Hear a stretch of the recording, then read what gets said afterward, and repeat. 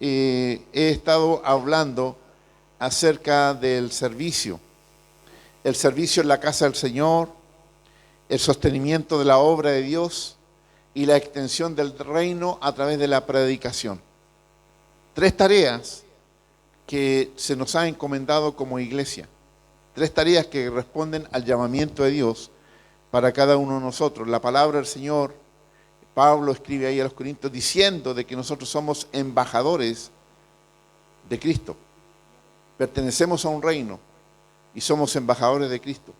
Nosotros somos los que representamos el reino de Dios aquí en la tierra y tenemos la tarea de dar a conocer el pensamiento, el sentir de Dios para con la humanidad. Y tenemos una tarea que llevar adelante. Nuestra tarea no es levantar un templo. Nuestra tarea no es estar asistiendo a la iglesia constantemente. A la iglesia asistimos porque nos venimos a gozar delante de la presencia del Señor y a rendirle adoración. Pero cuando el Señor nos dio una encomendación, el Señor nos dice ir todos los domingos a la iglesia. Eso lo recibimos, ¿cierto? No como una encomendación, sino como una invitación. Pero el llamado del Señor es a predicar el Evangelio de Cristo, a que otros conozcan a Jesucristo el Señor. Y hoy quiero hablar del poder de la palabra. El poder de la palabra. Voy a leer en 1 Corintios capítulo 4, versos 19 al 20.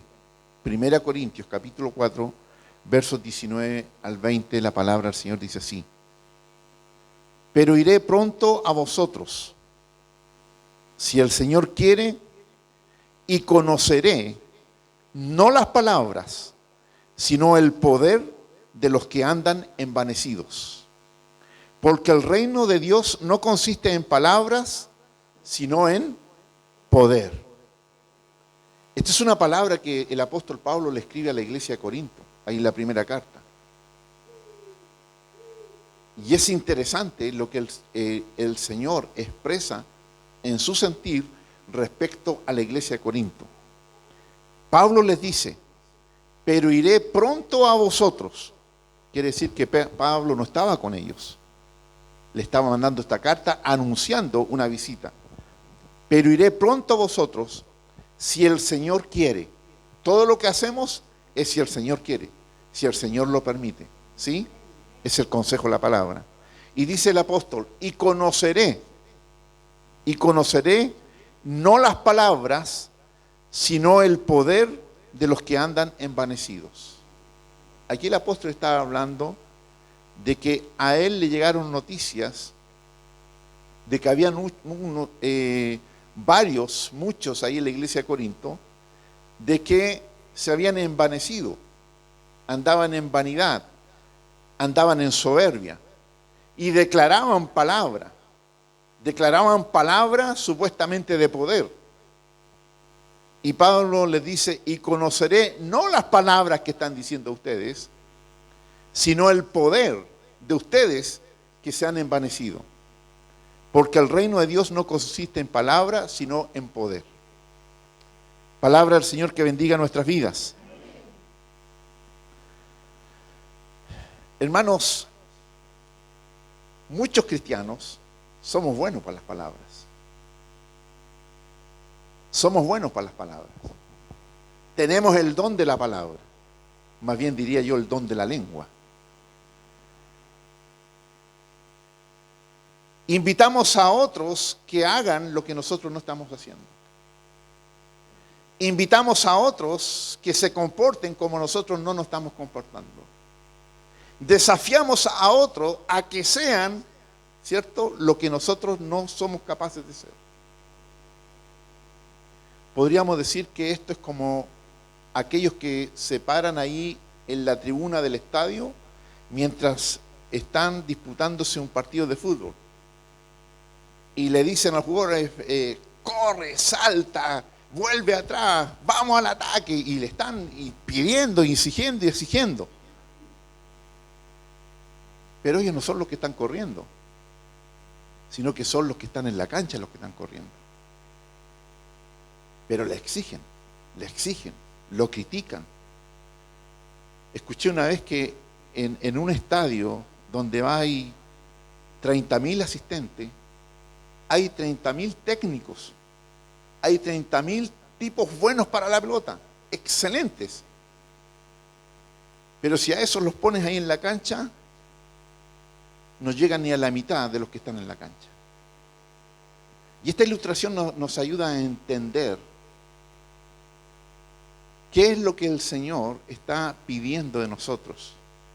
No palabras, sino poder. No palabras, sino poder. Somos prontos para aconsejar a otros, a animar a otros en lo que nosotros no hacemos ni tenemos el ánimo de hacer. Y es por eso que el Señor muchas veces tiene que tratar directamente con nuestro corazón, con nuestra alma, con nuestra mente, con nuestro espíritu, para que haya un cambio de actitud en nosotros. Y muchas veces lo que declaramos nosotros con los labios no lo estamos respaldando con nuestras acciones. ¿Y esto qué determina? Primero, de que nos engañamos a nosotros mismos. Nos engañamos a nosotros mismos. Y la palabra dice que nosotros no podemos engañar al Señor. Y si creemos que estamos haciendo eso, nos estamos engañando a nosotros mismos. ¿Están acá, cierto? Ok. Muchas veces el pasar de las palabras a las acciones nos pueden desalentar. Porque una cosa es decir algo y otra es vivir ese algo. Y en esa transición de estar declarando palabras, pero ahora desafiado por el Señor, ir y vivir de acuerdo a esas palabras nos puede desalentar. ¿Por qué? Porque hemos declarado palabras de gran altura, de gran poder, y nuestra vida no puede andar en ese nivel. ¿Me está entendiendo? Entonces, cuando el apóstol dice, voy a ir a ver a aquellos que no quiero escuchar sus palabras, sino que quiero ver el poder que hay en ellos, aquellos que están envanecidos. Entonces, nosotros a veces usamos tanta palabra, declaramos tanta palabra, que esa misma palabra se vuelve contra nosotros, porque no somos capaces para vivir de acuerdo a esa palabra. ¿Y por qué ponernos una carga que nosotros no podemos llevar? ¿Y por qué ponerle una carga a otras personas que tampoco pueden llevar? Entonces eso nos podría desanimar. En el libro de Job, capítulo 4, dice así los versos 3 al 5. Lo que le está diciendo uno de los amigos de Job, cuando Job estaba pasando sus penurias, cuando Job estaba enfermo, cuando Job había perdido familia, había perdido su riqueza, había perdido todo. Viene uno de los amigos y le declara lo siguiente. He aquí, le dice, tú enseñabas a muchos y fortalecías las manos de los débiles. Al que tropezaba, enderezaban tus palabras, tus consejos ayudaban a los que tropezaban y esforzaba las rodillas de aquellos que decaían. Mas ahora que el mal ha venido sobre ti, te desalientas. Y cuando ha llegado hasta ti, te turbas. Mire el amiguito que tenía Job. Job estaba sufriendo. Usted sabe la historia de Job, ¿cierto? Cuando Satanás se presentó delante de Dios y le dijo que no había ni un justo, no había ni uno bueno en la tierra. Y el Señor le dijo, ¿y no te has fijado tú en mi siervo Job? Y Satanás desafió a Dios y le dijo, quítale todo lo que tiene. Quítale toda esa cobertura, toda esa bendición que tiene. Y vas a ver cómo Él te va a maldecir. Satanás se lo hizo a Dios. Y Dios le dice, prueba a mi hijo. Prueba a mi hijo. Te doy permiso para que lo toques. Pero lo que no puedes tocar es su vida. Y Satanás tuvo permiso para eso. No vamos a entrar ahora en el porqué de esto, porque es un misterio de cómo Dios permite esto. Pero Dios lo permitió. Ninguno de nosotros quisiera verse en el puesto de Job, ¿cierto? Por lo menos yo no. Y viene y Job pierde sus hijos, pierde sus riquezas, y su salud es quebrantada duramente. Y es aquí cuando viene uno de sus amigos y le declara esta palabra. Tú enseñabas a muchos, le dice, y fortalecías a los que estaban débiles. Al que tropezaba, tus palabras lo levantaba, tu palabra lo enderezaba. Y le dabas esfuerzo a los que sus rodillas, ¿cierto?, estaban decaídas. Mas ahora que el mal ha venido sobre ti, te desalientas. Y cuando ha llegado hasta ti, te turbas. Palabras duras. Job necesitaba el consuelo. Y este amigo le viene a enrostrar esto a él. Porque Job estaba sufriendo. Claro, es más fácil dar el consejo a otros. Es más fácil tratar de levantar a otros que están sufriendo. Pero cuando nosotros estamos sufriendo, tenemos que ser nosotros los que tenemos que fortalecernos, levantarnos, ¿cierto?, darnos ánimo y reforzar nuestra fe en el Señor, esperando que los tiempos cambien. Cuando pensaba yo en esto, pensaba yo en la palabra que le dijeron a Jesús cuando estaba ahí en la cruz. A Jesús le dijeron, a otros salvó, a sí mismo no se puede salvar. Si es el Rey de Israel, descienda ahora de la cruz y creeremos en él.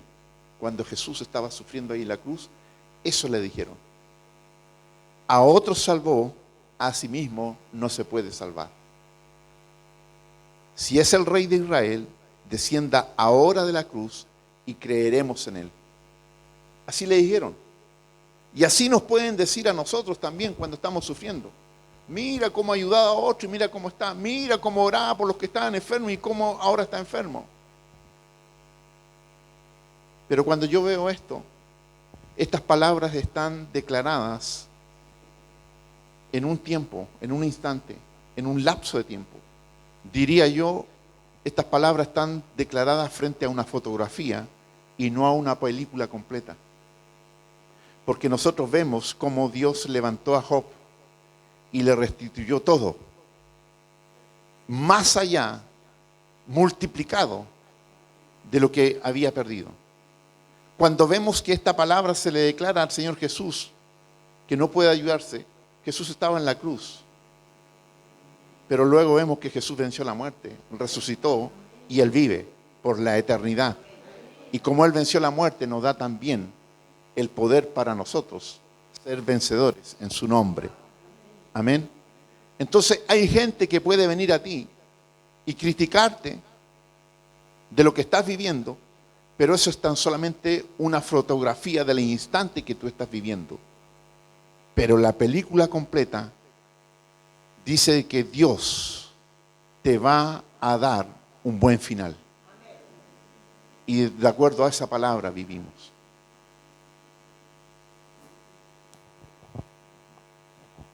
Necesitamos pasar de las palabras, necesitamos pasar de tan solamente las palabras para levantarnos cuando hemos caído. Hermanos, es una realidad esto. De que a otros nosotros podemos aconsejar, podemos alentarlo, pero no perdamos nunca la perspectiva de que esa persona está sufriendo. No perdamos nunca la perspectiva de que aquel que está ahí en el lecho de enfermo, aquel que está pasando la dificultad, aquel que está pasando el dolor, es una persona que está afectada y está sufriendo. Y también nunca perdamos la perspectiva de que nosotros podemos también estar en ese lugar. Entonces, cuando damos el consejo, no nos pasemos de revoluciones en estar animando a la gente, diciendo, no, si todo va a salir bien, tú tienes que levantarte porque el Señor está contigo, no puedes estar ahí sufriendo. Eso no es para los mundanos. No, mi hermano, si nosotros también nos enfermamos, nosotros también pasamos cosas dolorosas. Mientras estemos en este cuerpo vamos a estar sufriendo. Mientras estemos en este cuerpo somos frágiles. Entonces, necesitamos pasar de las palabras al poder para levantarnos cuando hemos caído. Y este es el consejo para nosotros. ¿Qué dice la palabra? Cuando el hombre cayere, no quedará postrado, porque el Señor sostiene su mano. Cuando el hombre cayere, cuando la mujer cayere, no quedará postrado, porque el Señor sostiene su mano. Hermano, no estamos libres de caer. No estamos libres de sufrir enfermedades. No estamos libres de caer en pecado, hermano. Ninguno de nosotros. Por eso tenemos que mirarnos con misericordia. Tenemos que mirarnos como el Señor nos mira. Pero tener la certeza de que no nos vamos a quedar en ese estado porque el Señor sostiene nuestra mano. Amén. Necesitamos pasar de las palabras al poder para soportar la tentación. ¿Cuántos han sido tentados? Hermanos, las tentaciones son a diario y en todo orden de cosas. En todo orden de cosas. En todo. A veces somos tentados a dar una respuesta áspera, ¿o no? Una respuesta dura. Y a veces sucumbimos a la tentación. Un justo puede ser tentado a cometer una falta. Un justo, un hermano o una hermana puede ser tentado a caer en una desobediencia, en un pecado. Y estoy hablando de nosotros, estamos hablando de la iglesia del Señor. Estamos en esa condición. Entonces no podemos decir, no, esto para mí no es. No podemos decir, no, yo estoy libre de esto. No. El Señor Jesús fue tentado 3 veces. ¿Y con qué respondió? Con el poder de la palabra. No de sus palabras, sino que con el poder de la palabra de Dios. Y esas son las palabras que tienen que abundar en nuestra boca. Estamos tentados. Bienaventurado el varón que soporta la tentación. Bienaventurada la mujer que soporta la tentación. Porque cuando haya resistido la prueba, recibirá la corona de la vida que Dios ha prometido a los que le aman. Mira, mientras estemos en este cuerpo, mientras estemos en esta condición terrenal, vamos a estar bajo la prueba de la tentación. Vamos a estar constantemente, constantemente. Y es ahí cuando debemos soportar, sabiendo de que Dios es el que cuida de nosotros. Yo lo he dicho en ocasiones, siempre el Señor nos abre una puerta para huir de la tentación. Siempre el Señor nos abre una puerta para poder arrepentirnos de lo que amamos. Yo he pecado, ¿sí? Yo no sé si usted ha pecado alguna vez. No, yo no tanto, hermano. A diario. Yo he pecado y después tú te arrepientes con dolor. Podría haber respondido de una manera distinta. Podría haber actuado de una manera distinta. Los que conducen vehículos, ¿cuántas veces dices, ojalá anduviera en un tanque para enfrentar a este compadre que me tiró el auto encima? Pensamientos que cruzan por nuestra mente, ¿cierto? Hay distintas situaciones en el quehacer diario, en la relación con las personas, en la relación con las personas en tu trabajo, en la relación con las personas en tu casa, en la relación con las personas en la misma congregación. Nos vemos tentados a situaciones, pero es ahí cuando nosotros tenemos que resistir, ¿cierto? Para poder soportar la tentación y poder vencer, ¿cierto?, esos pecados que se asoman, que nos vienen a seducir. Ay, dice, cuide aquel que se cree que está firme. ¿Sí? Tenga cuidado aquel que se cree que está firme. No, nosotros tenemos que andar ahí en la condición de saber que somos débiles. Cuando tú te reconoces que eres débil, ¿qué es lo que haces? Andas con cuidado. Mira, si tú vas a un lugar, porque dice la palabra que el diablo anda alrededor nuestro como león rugiente buscando a quien devorar. Dice la palabra, pero no le vamos a echar la culpa a todo al diablo.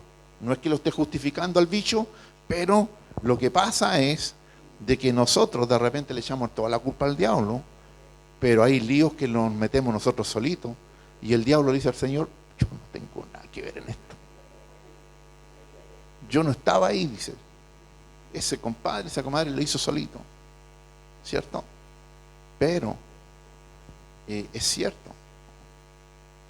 Si tú estás en un lugar que sabes que hay tentación, que tú eres débil en eso, ¿qué tienes que hacer? Hace la que hizo José. ¿Qué hizo José? Arrancó José. Y José era un varón lleno del Señor, pero él supo que eso no lo podía enfrentar ahí. Supo que la mujer de Potifar lo tenía ahí con las garras, y ¿qué hizo él? Arrancó. Y hay cosas que hay que arrancarme. Mejor quédate de cobarde, mejor quédate de debilucho, pero arranca. Y el Señor te va a justificar, el Señor te va a responder. Hay situaciones que nosotros no podemos enfrentarlas. Y nos ponemos a jugar con la tentación. No, si yo puedo. Voy a echar una miradita nomás. Voy a una probadita nomás.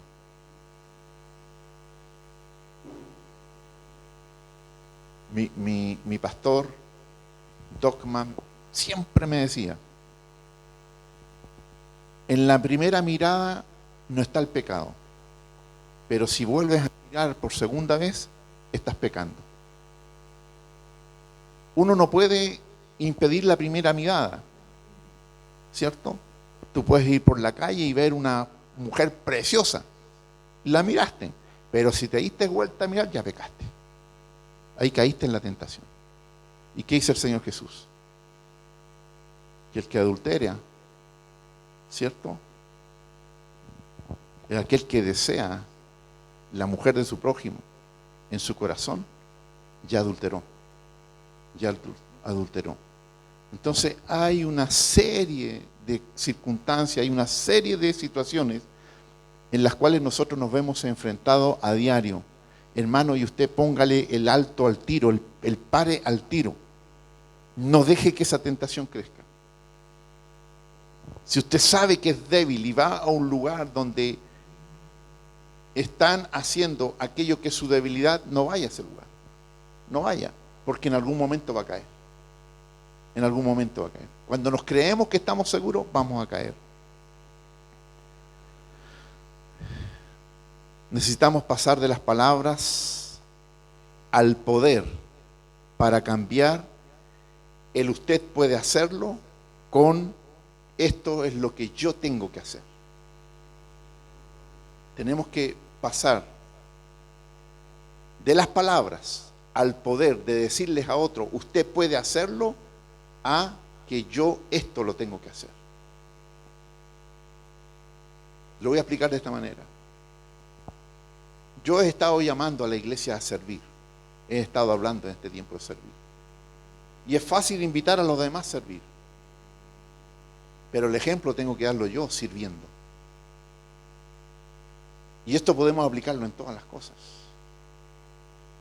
Hermana, tú tienes que tener fe. ¿Te duelen las piernas? No, pero vamos adelante nomás. Tienes que tener fe. Pero si yo llego y me quedo tirado porque me duelen las piernas, te estoy invitando a hacer a ti lo que yo no estoy haciendo.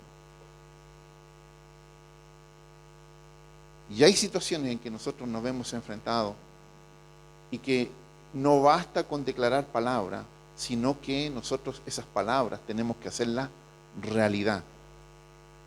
Es lo que el apóstol le estaba diciendo a la iglesia de Corintio, una iglesia que estaba envanecida. Usted sabe que la iglesia de Corintio estaba llena de dones, estaba llena de poder, estaba llena de la presencia del Espíritu Santo. Y Pablo captó que ahí en la iglesia lo que estaban haciendo los hermanos era jactarse, estar envanecido, declarando palabras y no haciendo acciones. Y nosotros tenemos que vivir de acciones y no de palabras. En la cátedra de Moisés se sientan los escribas y los fariseos, dijo Jesús. Así que todo lo que os digan que guardéis, guardadlo y hacedlo, dice el Señor. Mas no hagáis conforme a sus obras, porque dicen y no hacen. Porque atan cargas pesadas y difíciles de llevar y las ponen sobre los hombros de los hombres, pero ellos ni con un dedo quieren moverlas. Mira lo que dice el Señor Jesús. Este problemita Jesús lo captó hace mucho tiempo atrás. Lo captó. Voy a tratar de contextualizarlo de lo que está diciendo el Señor. Si en la iglesia se sientan los hermanitos y las hermanitas, no se ofenda, por favor. Estoy yo también sentado con ustedes. Si en la iglesia se sientan los hermanitos y las hermanitas, todo lo que digan que ustedes hagan, háganlo. Porque ellos están cerca de Dios. ¿Sí? Usted está cerca de Dios. ¿Sí? Usted le teme a Dios. Usted anda de acuerdo a Dios. ¿Sí? Bueno, digamos que sí entonces. Así que todo lo que diga que guardéis, guardadlo y hacerlo. Todo lo que digan que guardéis y que hagan, sigan el consejo. Mas no hagáis conforme a sus obras, porque ellos dicen y no hacen. Mira qué terrible palabra dijo Jesús de los religiosos de esa época, de los que enseñaban la palabra en esa época. Cosa terrible. Jesús reconoce que ellos tenían el conocimiento. Jesús reconoce que ellos conocían lo que había que hacer. Entonces les dice, lo que digan ellos que ustedes tienen que hacer, háganlo. Pero no se comporten como ellos, porque ellos dicen que hay que hacer las cosas y no las hacen. Entonces, ¿qué está diciendo? La palabra que declaraban tenía poder, pero los que la estaban declarando no lo tenían, no lo hacían, la negaban la palabra. Porque atan cargas pesadas y difíciles de llevar. Hermano, ¿cuántas ocasiones nosotros a las personitas que le estamos hablando del Evangelio le ponemos carga encima?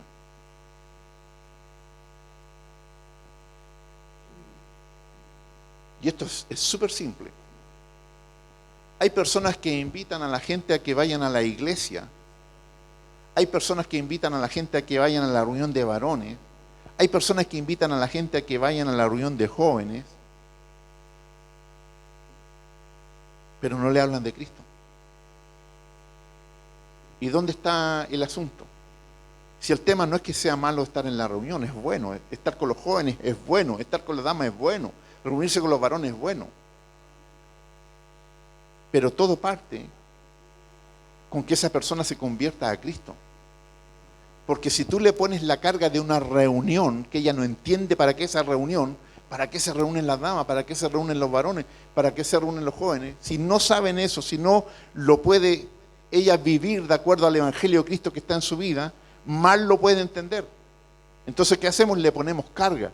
Entonces esa persona dice, ¿me está diciendo que yo tengo que levantarme los domingos a las 10 de la mañana para ir a la iglesia? Y yo trabajo toda la semana y tengo que ir a la iglesia.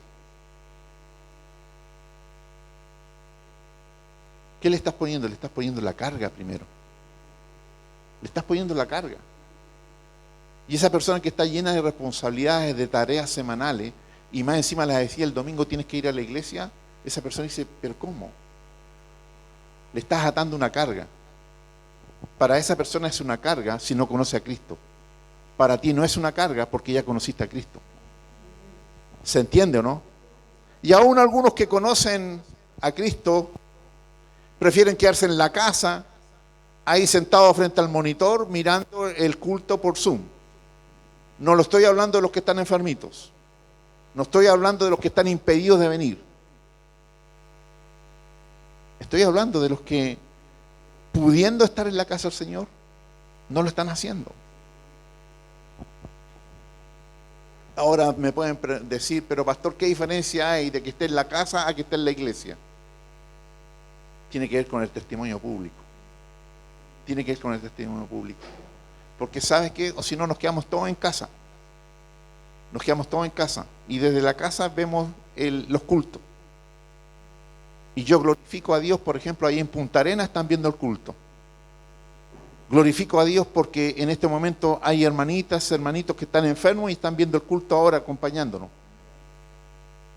Pero la palabra del Señor nos invita a que nosotros vayamos a la casa del Señor. ¿Por qué nos reunimos en la casa del Señor? Porque el pueblo primero se junta para adorar a Dios. Yo no puedo adorar a Dios de ahí del Zoom. Yo lo siento, hermano. Yo lo siento, pero yo necesito estar cantando aquí en la casa del Señor. Yo necesito expresarme en la casa del Señor, pero frente al Zoom no lo puedo hacer. Es mi sentir. Pero también quiero decir lo siguiente. Hay un testimonio público que la iglesia está dando. La gente cuando dice, y mira, salen todos los domingos de la casa, su vecino dice, su vecina, van a la iglesia, ¿y por qué van?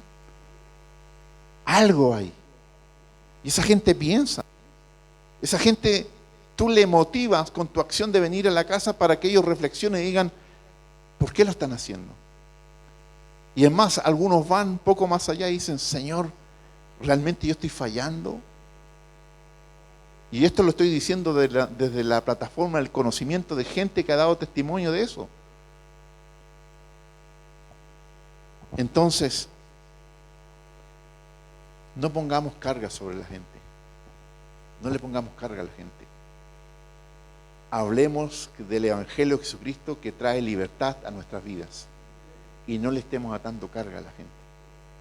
Porque son cargas que nosotros no podemos llevar. No queremos llevar. Y no se la pongamos encima a la gente. Pablo le escribe en esta misma carta a la misma iglesia, en la misma oportunidad, pero versículos antes les dice, mi mensaje y mi predicación no fueron con palabras sabias y persuasivas. Mira lo que dice el apóstol Pablo. Era un hombre instruido. Un hombre instruido. Un hombre tremendamente educado. Sabía distintos idiomas. Conocía las escrituras. Conocía la historia. Había sido preparado por un sabio, Gamaliel. Dice, mi mensaje y mi predicación no fueron con palabras sabias y persuasivas, sino con una demostración del poder del Espíritu Santo. ¿Dónde hay poder? No en las palabras, sino en el Espíritu del Señor. Para que vuestra fe no se base en la sabiduría humana, sino en el poder de Dios. Para que vuestra fe no se base en la sabiduría humana, sino en el poder de Dios. ¿Cuál es la diferencia de una persona que ha sido convencida por la sabiduría humana con aquella que ha sido convertida por el poder del Espíritu Santo en su vida? Hay una gran diferencia. La persona que es impactada por el Evangelio de Jesucristo a través de la presencia del Espíritu Santo que nos viene a convencer, esa persona es inamovible, esa persona es inconmovible. Su fe no cambia, su fe persevera. Sigue adelante. Sigue avanzando.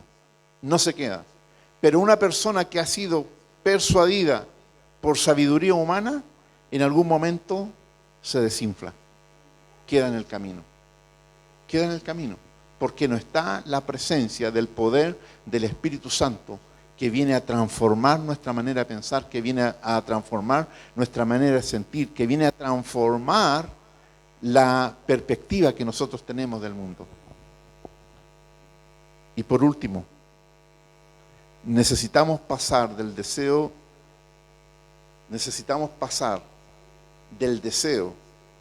de que alguien alcance la salvación en Cristo con el poder de predicarles el mensaje de Cristo. ¿Entendió eso? No nos podemos quedar tan solamente con el deseo. Yo deseo que mis papás se conviertan en el Evangelio. Yo deseo que mis hijos se conviertan en el Evangelio. Yo deseo que un compañero de trabajo se convierta, que mi compañera de oficina se convierta en el Evangelio. Yo deseo que mi vecino conozca el Evangelio. No, tenemos que pasar del deseo a predicar el Evangelio de Jesucristo. A predicar el Evangelio de Jesucristo. A manifestar. Pablo le escribió a los hermanos de la iglesia de Roma y les dice: porque no me avergüenzo del Evangelio, porque es poder de Dios para salvación a todo aquel que cree, al judío primeramente y también al griego. Porque no me avergüenzo del Evangelio, porque es poder para salvación, dice el apóstol, dice la palabra del Señor. Es poder, es potencia, es explosivo, el Evangelio de Jesucristo. Cuando entra en nosotros, provoca una explosión de transformación. Cuando entran las personas, provoca un poder tal que viene a transformar sus vidas. Todo lo que culturalmente habíamos recibido, todo lo que habíamos recibido de nuestros padres y estábamos condenados a seguir en esa, el Señor lo trastorna todo y nos hace nuevas personas. Por el poder del Evangelio. Porque es potencia para transformar, es poder para cambiar la vida, es poder para cambiar la realidad de las personas. Teníamos un destino que por herencia humana, por herencia natural, estábamos en ese destino. Ese era nuestro futuro. Pero cuando viene el Evangelio de Jesucristo con palabras de poder, el Evangelio ese que transforma, somos cambiados. Somos cambiados. Hermano, entonces no nos tenemos que quedar tan solamente en el deseo de que yo quiero que esa persona vaya a la iglesia, yo quisiera que ese joven fuera a la unión de jóvenes, yo quisiera que mi amigo fuera a los varones. No, lo que tengo que predicar es el Evangelio de Cristo. El Evangelio de Cristo es el que tiene poder. Mis hermanos que están en casa, el Evangelio de Cristo es el que tiene poder. No me avergüenzo del Evangelio porque es poder de Dios para salvación a aquel que cree en esa palabra. Al judío primeramente y también al griego. El Evangelio de Jesucristo es para todos y tiene el poder para transformar a todos. Tiene el poder para transformar a todos.